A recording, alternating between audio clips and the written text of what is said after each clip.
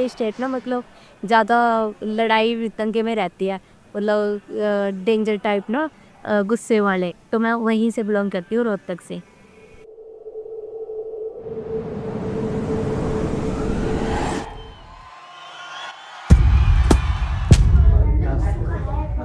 अब तो इंडिया में सभी हर गली में मार्शल आर्ट हो रहे हैं। आजकल 10 दिन सीखता है, वो खुद कोच कह देता है, कोच को पीछे हटा, बच्चे कहता है मेरे को सिखाने दे। तो बहुत सारी एकेडमी खुल रही है आजकल, तो पूरी विद्या मिलने ना मिलने खुद ही कोच है। कोच को तो बाद में पूछे, बच्चे ही सिखा रहे हैं आजकल मार्शल आर्ट। नहीं छोड़ रहे, देखो पकड़ा गया आपका ये चाहिए। मार्शल आर्ट में इंटरेस्ट मेरा तो जी, हमारे कुछ पड़ोस के बच्चे जाते थे सीखने, तो मैं बोला भाई जूडो कराटे जा रहे हो सीखने, मुझे भी जाना भाई। तो उन्होंने बोला ठीक है भाई चल पड़ियो। तो फिर हम वो बच्चे ले गए मुझे, मैं पतला इतना था, तो मास्टर जी भी देख के हंसने लगे, जो मेरे देव कुमार सर थे। कह रहा भाई इतना पतला यार, मौला जी सीखने हैं, फीस भी बहुत कम होती थी पहले 50 रुपये। पीछे हो जाओ आप अरे आगे डर मत, ऐसे देखो टाइट पकड़ो। अब दीवार नहीं है पीछे, कुछ नहीं करना, सिर्फ घूमे। छूट गई ना, अच्छा तो छूटते क्या करना, देख यहाँ से सीधा पकड़ पैर, पीछे पेट में ऐसे किक मार। मेरे चाचा ने पैसे वैसे दे, जा भाई सीख ले। सीखना चालू करा, सीखते रहे, कई साल सीखे, फिर ब्लैक बेल्ट हो गए। 2-4 टूर्नामेंट भी खिलाया सर ने, फिर जाके ब्लैक बेल्ट हो गए। फिर जाकर मैं भी पार्कों में सिखाने लग गया। पार्कों सिखाने के बाद फिर मैं चला गया 2-3 प्राइवेट स्कूलों में पकड़े, फिर बहुत सारे प्राइवेट स्कूलों में पकड़े, फिर दिल्ली पुलिस वालों से मिल गए, फिर दिल्ली पुलिस की तरफ से सेल्फ डिफेंस सिखाने लग गए।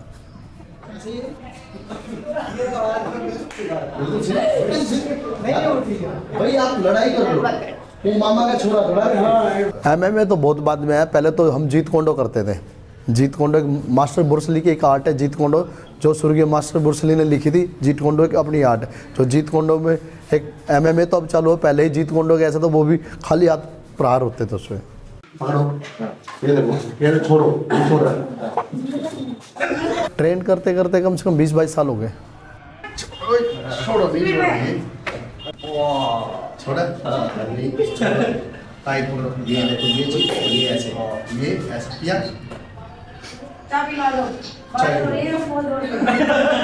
टक्कर मारते हैं, दोनों हाथ पकड़ो। तो भाई छोड़े नहीं छोड़ रहा, देखो बहुत सारे प्लेयर खिलाए मैंने MMA में। फिर ये लास्ट में जूनियर, ये लड़की दोनों बहनें हैं, ये फिर एक किरण गई है UFC तक। मेरा नाम किरण सिंह है और मैं प्रोफेशनल MMA फाइटर हूँ।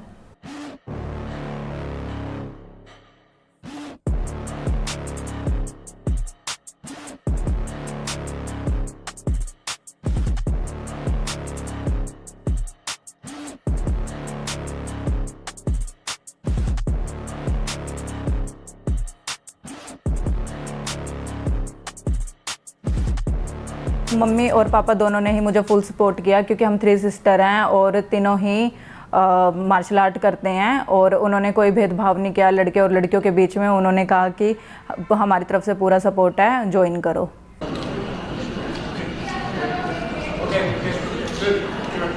मैंने बहुत ही ज़्यादा छोटे प्लेटफॉर्म से स्टार्ट किया है। सबसे फर्स्ट फाइट मेरी तालकटोरा इंडोर स्टेडियम में हुई थी, और उससे पहले मैं बात करूँ तो अपनी ट्रेनिंग जर्नी के ऊपर बात करती हूँ।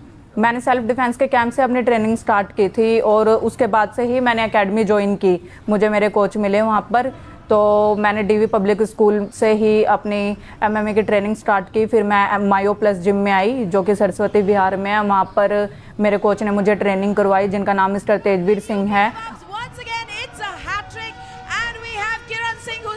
मेरा ज़्यादा कोई मेरा कमाई का साधन, फीस भी मेरी तो सबसे कम है, और ज़्यादा करके तो फ्री में सिखाता हूँ। जैसे दिल्ली पुलिस की तरफ से सेल्फ डिफेंस फ्री होती है, तो कोई फीस वूस तो देते ही नहीं, और जिम जाम वाले दे देते हैं थोड़ा बहुत, यानी बाकी तो फ्री है। क्लासेस है मेरी सबसे, हिंदुस्तान में फीस कम मेरी है, साल की 3000 रुपये। DV पब्लिक स्कूल अकेडमी अपनी 3 से 5 डेली अकेडमी चलती है, वहाँ पे बच्चे सीखते हैं मेरे पास। सर के ही अंडर मतलब काफ़ी साल ट्रेनिंग करी है। 14 ईयर्स हो गए मेरे को। और मतलब जब मेरा फर्स्ट टूर्नामेंट था, मैंने जो फर्स्ट टूर्नामेंट फेस किया था, मेरा 28 kg वेट था। तो मैं और मेरी सिस्टर दोनों ही अपने कोच के सपोर्ट से, मतलब हमें अपने कोच से ही ये मोटिवेशन मिलता है। किसी भी चीज़ को फेस करना पड़ता है, तो अगर हमारे कोच हमें सामने दिख जाते हैं ना, तो हर एक प्रॉब्लम हमें छोटी लगती है कि कोई बात नहीं, अब तो लड़ लेंगे, सर खड़े हैं हमारी साइड में।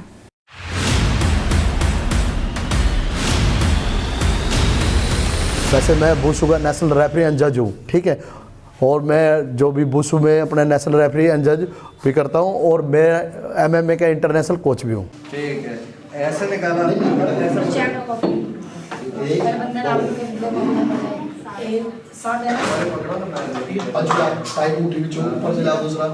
दूसरा हाथ लेके आओ, खींचो, ओह नाइस।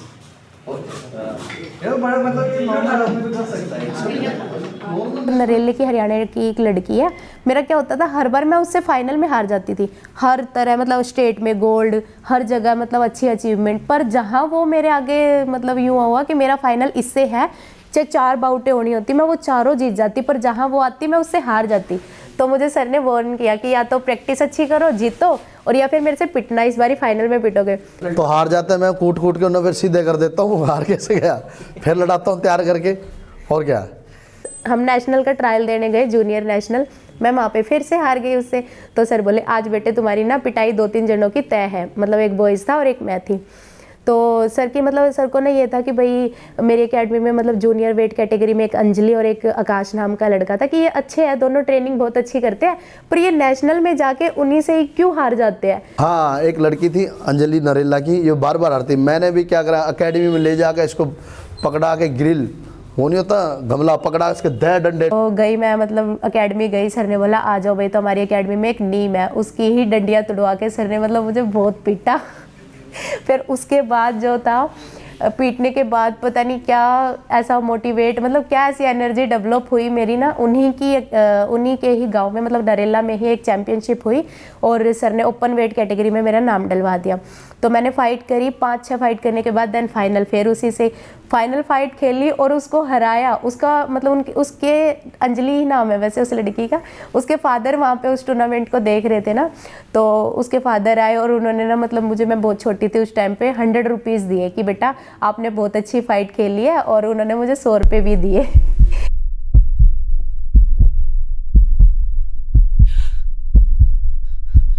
मैं 8th क्लास में थी, मेरी एक क्लासमेट थी। पहले तो मतलब बोलचाल थी उससे, काफ़ी फ्रेंडली रहते थे, लेकिन अचानक से उसे पता नहीं क्या हुआ, तो उसके बाद से ना मतलब वो काफ़ी ज़्यादा, मतलब एक होता है ना, मेरे ऊपर रौब दिखाने लग गई।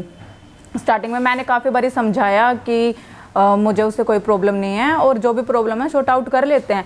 काफ़ी टाइम तक ग्रुप बनाती और मुझे कहीं भी घेर लेती रास्ते में, और कुछ ना कुछ बोलने लग जाते स्कूल टाइम में। मैंने काफ़ी बारी प्यार से समझाया, उसे नहीं मानी वो, लेकिन फिर 8th क्लास का जब लास्ट रह गया, तो फिर मैंने सोचा कि अब तो इसको निपटाना ही पड़ेगा, नहीं तो ये तो पूरी 12th तक ही मेरा खून पिएगी और पीछा नहीं छोड़ेगी। तो उसके बाद 8th क्लास में मैंने पूरा पक्का सोचा और स्ट्रैटेजी बनाई कि मैंने कहा हाँ इससे तो निपटना ही पड़ेगा। बाकी चीज़ों में जाके बताता भी नहीं, मार, बस मैं वहीं सिखाता हूँ, जाके मार ले मर ले, बस 2 ही काम है।